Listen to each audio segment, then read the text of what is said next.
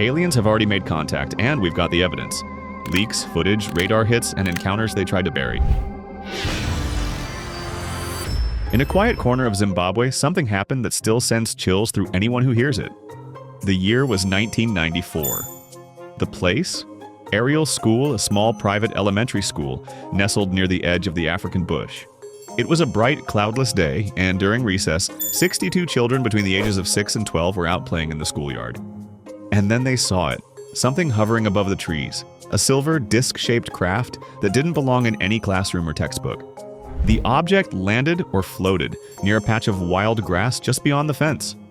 What happened next is what turned this from a simple UFO sighting into one of the most credible alien encounter cases in modern history. Several of the children said beings emerged from the craft. Not tall and monstrous, but small with long limbs, oversized black eyes, and thin mouths. What struck the children most wasn't just how the beings looked, but what they felt.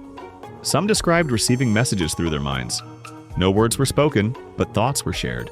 Warnings, feelings about the future. Messages about how we treat the Earth. When teachers returned, they found a group of panicked and wide-eyed children talking over one another. Some were crying, others trying to draw what they had seen. The drawings were eerily similar. Interviews followed. Researchers, psychologists, even Harvard psychiatrist Dr. John Mack, who had never believed in aliens before, interviewed the children. Their stories never changed. They didn't seek fame. They weren't coached. And decades later, many of them, now adults, still stand by what they saw. Despite investigations and documentaries, no explanation has ever been given that truly fits. Mass hysteria? Highly unlikely. Hoax? The logistics are impossible. Hallucination? Not with this consistency. It's as if on that one morning, the curtain between our world and something else lifted, just for a moment, and 62 children stepped into the unknown. For decades, whispers about secret government UFO documents were dismissed as fantasy. But then something changed. In one of the most unexpected moves in recent history, the CIA dumped thousands of pages of once classified UFO-related documents into the public domain. No big announcement, no press conference. Just a quiet upload to a cluttered digital archive. And what was inside? Enough strange sightings, unexplained phenomena, and redacted code names to make even skeptics pause. One document details a Soviet-era event where pilots reported a blinding beam of light that shut down their controls mid-flight. Another recounts radar anomalies near American nuclear sites, where unidentified objects hovered silently for hours, only to vanish the moment jets were scrambled. These aren't stories from comic books or internet forums. These are real files, once marked eyes only. And yet almost every report is partially redacted. Whole paragraphs blacked out. Names, locations, and outcomes hidden under thick lines of ink. It's like being handed the edges of a puzzle. Just enough to know something big is there, but not enough to see the whole picture. What's more intriguing is how the CIA chose to release these documents. It happened just as public pressure around UFO transparency was ramping up, and just before Congress began demanding answers from the Pentagon. Coincidence? Or strategy? It's not confirmation, it's not disclosure, but it's a crack in the wall. Proof that governments were not only aware of the phenomena, but deeply invested in understanding it. And maybe, just maybe, still are. Because while these files may be declassified, the questions they raise are more classified than ever. It started with a crash, at least that's what people heard. A loud boom over the hills near Varginha, a small city in southeastern Brazil. The date was January 20th, 1996. What followed was one of the strangest and most persistent UFO stories ever to emerge from South America. Some call it Brazil's Roswell, but this one might be even more bizarre. The figure was humanoid, but not human. About 4 feet tall with brownish skin that appeared oily, disproportionately large red eyes, and 3 bony ridges along its head. The creature seemed weak, frightened. It didn't move aggressively. It simply looked back at them. The girls screamed and ran. They told their mother, who went to investigate, and she too smelled something strange in the air, like ammonia or sulfur. Within hours, military police and firefighters were combing the area. Eyewitnesses claimed to see a creature being taken away, covered in a sheet by soldiers in hazmat suits. The following day, another similar being was reportedly captured alive. A local military officer, Marcos Cariz, was said to have touched it and died mysteriously days later from a sudden infection. Officially, his death had nothing to do with aliens, but many still doubt that explanation. Then came the denials. The Brazilian military said the creature was just a mentally ill, homeless man covered in mud. But that didn't explain the military presence, the roadblocks, the secretive flights out of a nearby airbase. Even air traffic control operators admitted a strange craft entered Brazilian airspace the day before, and then vanished. Over the years, more witnesses came forward. A hospital worker who saw foreign-looking doctors examining something small and non-human. A local zoo employee who claimed several animals died suddenly after that week. Leaked documents and anonymous testimonies only deepened the mystery. It's never been officially confirmed. But something happened in Varginha, something the military doesn't want to talk about. Whether it was a crash, a retrieval, or something stranger, the town was never the same. Today, there's even a statue in the city shaped like a flying saucer, right at a traffic circle, as if to say, we saw it, we remember, even if no one else believes it. They've walked in space, orbited Earth, and stared into the void longer than most of us ever will. And yet some of the most intriguing UFO testimonies have come not from civilians, but from astronauts. These aren't rumors. These are public statements, interviews, and even mission transcripts from men who've been to the edge of space. Former NASA astronaut Gordon Cooper, one of the original Mercury 7, spoke openly about seeing a saucer-shaped craft land at Edwards Air Force Base in the 1950s. He submitted a report to the Pentagon. His footage? Never seen again. Decades later, Apollo 14's Edgar Mitchell went even further. He didn't just say UFOs were real, he claimed high-level officials knew it, that some craft were not from Earth. Mitchell had walked on the moon, he knew the protocols, and yet he was certain we weren't alone. There are also strange moments from space missions themselves. During Gemini 7, astronauts reported seeing bogies, a term military pilots use for unknown objects. In Apollo mission recordings, certain code words were used when something unexplained appeared outside the craft. Even on the International Space Station, live feeds have shown metallic objects darting across the blackness just beyond Earth's atmosphere. NASA usually blames debris, but not everyone is convinced, and then there's James McDivitt. During Gemini 4, he saw what he described as a white cylindrical object with arms sticking out while orbiting Earth. He snapped a photo. NASA published it, but said it was just reflections. Except McDivitt didn't agree. He knew what sunlight looked like from orbit. This was different. Most astronauts are cautious. They're trained not to speculate. But when men who've traveled to space say something strange is out there, people listen. Not because they want to believe, but because these are people who've seen Earth from above and spotted something else in the dark. It was just one frame, a still pulled from drone footage during a routine reconnaissance mission over Mosul, Iraq. But what it showed changed the tone of the UFO conversation again. Hovering silently in the sky, a perfectly spherical metallic object, later dubbed the Mosul Orb. This wasn't a blurry cell phone clip. It was US military-grade footage captured in broad daylight by a drone operator. The sphere had no wings, no rotors, no heat signature. It didn't fall, it didn't glide, it floated, and just as suddenly, it disappeared. The image was leaked and confirmed by investigative journalist Jeremy Corbell, who has worked closely with former military and intelligence insiders. The Pentagon hasn't denied its authenticity, they just haven't explained it, which is becoming a pattern. Analysis of the object showed no obvious propulsion system. It wasn't a balloon, too symmetrical, too solid. It wasn't a bird, missile, or camera glitch. The orb had mass, shadow, presence. Some insiders claimed it was part of a larger pattern of metallic orbs seen near combat zones around the world. And if that's true, the question becomes, why there? US intelligence agencies refer to these kinds of objects as UAPs, unidentified anomalous phenomena. It's a sterile term, but it masks the reality. They don't know what they're dealing with. And if these orbs are appearing near military hotspots, it suggests someone or something is watching closely. The Mosul orb wasn't dramatic, no abductions, no lasers, just an impossible object, calmly floating through restricted airspace in a war zone. Sometimes the quietest moments are the loudest. It started with a routine weather scan. But what popped up on radar that day above Washington, D.C. wasn't a storm. It was something else. Something shaped like a perfect 5-point star, stationary and pulsing. Meteorologists thought it was a glitch, but the object stayed for over an hour. Screenshots began surfacing online. Bright green radar blips in the unmistakable shape of a star directly over the U.S. Capital. Amateur weather watchers, air traffic experts, and conspiracy forums lit up.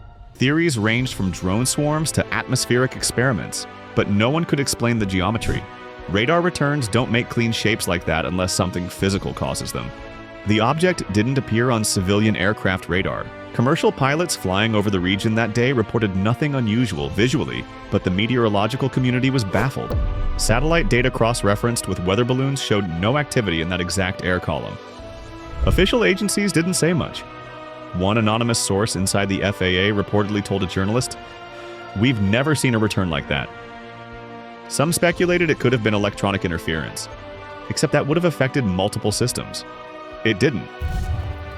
In the dense woods between two NATO bases in Suffolk, England, something extraordinary happened. It was late December, cold and dark, when military personnel stationed at RAF Woodbridge spotted strange lights descending into the nearby Rendlesham Forest. Thinking it might be a downed aircraft, they went to investigate. What they found has haunted the men involved ever since. Sergeant Jim Peniston was one of the first to arrive. He later described a metallic craft with strange symbols etched into its surface, like hieroglyphs, but not from any known language. He claims he touched the object and received something like a download of binary code into his mind. The craft then lifted silently into the air and vanished. The next night, the lights returned. This time, Deputy Base Commander Charles Halt took a team with a tape recorder. His voice, calm but clearly rattled, was captured as they saw beams of light shooting down into the woods and what appeared to be a glowing object weaving between the trees. The official U.S. Air Force memo he wrote afterward was released to the public. He called it a UFO sighting, with indents found in the ground where the craft was believed to have landed. British and American military both tried to bury the incident, calling it misidentified lighthouse beams or meteors. But too many high-ranking officers went on record. Too many physical traces were left behind. And the tape still available today proves that something was in those woods that night. Something the world wasn't meant to see. In northeastern Utah sits a sprawling property that's been called the strangest place in America. Cattle vanish without a trace. Glowing orbs float silently over the landscape. Shadows appear in the sky, then disappear as if folding into another layer of reality. The locals call it Skinwalker Ranch.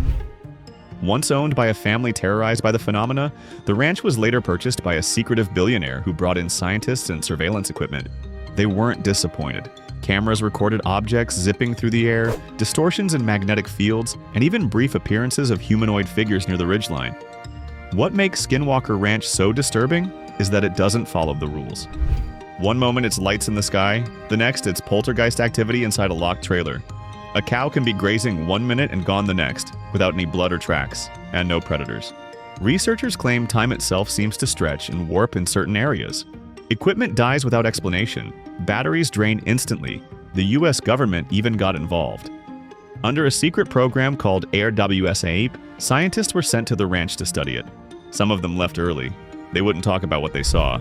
Skeptics called it exaggeration, but something about the ranch defies easy classification. If aliens exist, they might not be traveling here in ships. They might already be here, tucked between dimensions, peeking through cracks in our reality. Skinwalker Ranch could be one of those cracks. It was a quiet August night in 1979 when Marshall County Deputy Val Johnson was patrolling rural roads in Minnesota. Then, out of nowhere, he saw a brilliant white light hovering above the road. Within seconds, it rushed toward him. The windshield exploded in light, and then everything went dark. When Johnson woke up, 39 minutes had passed. His car was in a ditch. The windshield was shattered, the hood dented, and the roof antenna was bent backward at a 90-degree angle. The dashboard clock and his wristwatch had both stopped, at exactly the moment he lost consciousness. Johnson was shaken, with burns around his eyes similar to flash exposure. He underwent multiple medical and psychological evaluations. All confirmed he was sane and injured by something real. When investigators examined the patrol car, they found damage that didn't make sense. No paint transfer, no impact marks from another vehicle. The glass wasn't shattered like from a collision. It was as if the windshield had been struck by an invisible force. The case made headlines and was investigated by local and federal authorities. No explanation ever emerged. Val Johnson never tried to monetize the incident. He just wanted to know what hit him. It remains one of the most compelling law enforcement encounters with a UFO, complete with physical evidence, verified injury, and a veteran officer who never changed his story. Long before satellites and smartphones, before telescopes and telescopic lenses, ancient civilizations were already carving strange figures into stone. In the temples of Palenque in Mexico and Abydos in Egypt, these carvings have stirred endless debate. Were they religious symbols, artistic expressions, or something much harder to explain? In Palenque, the famous sarcophagus lid of King Pakal shows what appears to be a man sitting inside a mechanical device, his hands manipulating levers, his feet on pedals, flames or smoke emerging from behind. To ancient astronaut theorists, it looks uncannily like a pilot in a spacecraft. Traditional archaeologists say it's a symbolic representation of Pakal's journey to the afterlife, but the resemblance is hard to ignore. Then there's Abydos. Deep within an Egyptian temple are carvings that appear to show a helicopter, a tank-like vehicle, and something resembling a futuristic aircraft. Mainstream scholars argue it's a case of overcarving, where hieroglyphs were altered over centuries, accidentally creating modern shapes. Maybe, but the outlines are shockingly precise. What if ancient people weren't just dreaming? What if they saw something in the sky, that shaped their myths, their gods, and their architecture? These carvings aren't proof, but they are questions chiseled in stone, questions that thousands of years later we're still trying to answer. It was just one number on a screen, but that number shook the scientific world. On a warm night in Ohio, 1977, astronomer Jerry Eman was scanning the skies using the Big Ear radio telescope when he noticed a sudden, strong spike in the signal. It lasted precisely 72 seconds, then vanished. The data stream was labeled 6EQU-GFEV, a sequence representing its intensity. In red pen, Eamon circled it and wrote a single word in the margin. Wow! The signal came from the direction of the Sagittarius constellation. It was narrowband, exactly the kind of frequency scientists believed would be used by intelligent civilizations trying to communicate across the stars. It wasn't natural static. It wasn't human-made interference. And in the nearly 50 years since, nothing like it has ever been recorded again. Theories emerged. Some speculated it was a reflection from a satellite, or even a comet, but none of those fully explained the intensity, clarity, and frequency range. NASA never confirmed or denied interest, and despite repeated efforts to replicate the conditions and pinpoint the source, the signal remains unmatched. Was it a beacon, a broadcast, a mistake? Or maybe just someone, or something, saying hello once and never again? The WOW! Signal still stands as the best candidate for an intentional, non-human transmission ever received, and it's never been decoded. For decades, military pilots whispered about strange things in the sky. Then, suddenly, the whispers became headlines. In a historic move, the Pentagon officially released 3 Navy videos showing unidentified aerial phenomena captured by fighter jet cameras. The names of these clips, FLIR, Gimbal, and Go Fast, have since become legend. In each video, pilots are heard reacting in real time. "Look at that thing!" one of them shouts. "It's rotating!" These aren't just strange lights. These are objects locking onto radar, moving against hurricane-force winds, accelerating instantly without propulsion. The footage was taken by highly trained aviators using cutting-edge targeting systems. These aren't prank videos or lens flares. According to leaked briefings, the military has hundreds of these encounters on record. When pressed, Pentagon officials offered no clear answers. They simply said, unidentified. And if the US military, one of the most advanced in the world, can't identify these things, who can? Before radar, before jets, even before photography, there was the Utsuro Bune. The story dates back to 1803, when Japanese fishermen spotted a strange craft. It was shaped like a rounded dish, metallic and covered in glass-like panels. Inside sat a pale woman with red hair. She didn't speak Japanese. She didn't resemble any known culture. Drawings from the period depict a perfectly symmetrical dome. The woman wore unfamiliar clothing. Symbols were found etched into the inside of the craft, unlike any known writing system. Eventually, fearing bad luck or foreign influence, the villagers returned the ship and its occupant to sea. What's fascinating is how similar this centuries-old tale is to modern UFO reports. Metallic craft, unknown technology, humanoid beings. The Utsuro Bune reminds us that the mystery might be far older than we thought. It happened along the quiet banks of the Pascagoula River, Mississippi. The date was October 11, 1973. Charles Hickson and Calvin Parker had just finished fishing when a strange blue light washed over the shore. Hovering silently above the water was a craft unlike anything they'd ever seen. Oval-shaped, metallic, and completely still. Both men described three creatures floating from the craft: tall, robotic, and inhuman. Their skin was gray and wrinkled. The beings didn't walk, they glided. The men were lifted, unable to scream or move into the ship. Inside, they were separated. Calvin recalled a device scanning his body, like a mechanical eye hovering above him. Moments later, they were back on the riverbank, disoriented, shaky, and terrified. They drove straight to the police station. Officers were skeptical, so they left the two men alone in a room with a hidden recorder. What they captured wasn't a hoax or rehearsed story. It was raw panic. The tape reveals Hickson and Parker whispering to each other. But none of those things leave burn marks on the ground.